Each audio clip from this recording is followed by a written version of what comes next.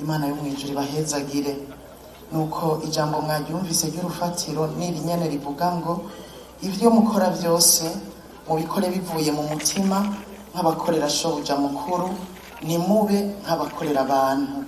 Kiratuma umuvumo uza ku gihugu iyo ibiturire vyabaye vyinshi, akarenganyo kakaba kenshi. Nico gituma mu Burundi bwacu Imana ikwiye kudutabara, ivyo bintu bikaranduranwa n'imizi mu gihugu.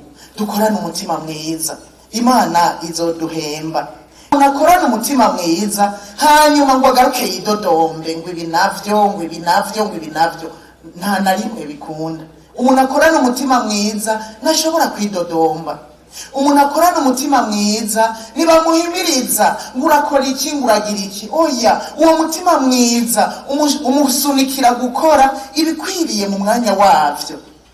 Abantu bakorana umutima mwiza amenya ngo kirazira ko ncerwa ku kazi, kirazira ko ncerwa ku kazi. Gucerwa n'amakosa, gucerwa hari ivyo nzoba nishe, gucererwa ni bibi. Akamenya yuko ntiyinyegeza umurongozi ngo avuge ngo ndaza kubunda canke ngo arondere ivyo abesha, oya. Umuntu akorana umutima mwiza ari uwo Pawulo yandikiye abo bantu bo bitirikiya, yababwiye ngo mu vyo mukora vyose mukorane umutima mwiza nk'abakorera shobuja mukuru, kanatsinda niwe azobahemba. Uyu munsi urahembwa ivya kino gihe. Iki gihugu ni inzu, ni cibare c'Imana, ni cibare c'Imana.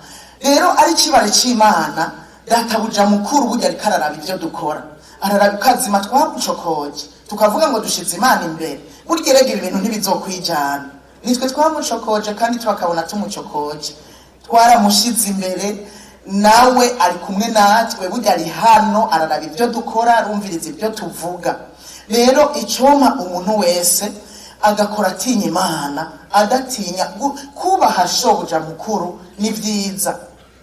N'uyu munsi bikirakora kandi no mu bihe bizoza izobandanya ikora. Uyu munsi rero dukore vyose tuyubashe, tuyitinya, ariyo turanga, ariyo duhanze amaso. Twarayishize imbere nimuze tuyubahe, twarayishize imbere nimuze abariyo tujugumirira, abariyo dutinya. Ntituze twibuka kuyishira imbere iyo duhuriye hamwe dusenga gusa, ariko no mu kazi. Nagira ndakwibutse yuko kuba Burundi ari cibare c'Imana, uri umukozi w'Imana mu Burundi. Radio Television RTBB n'ijwi ryiza ry'Uburundi bwiza.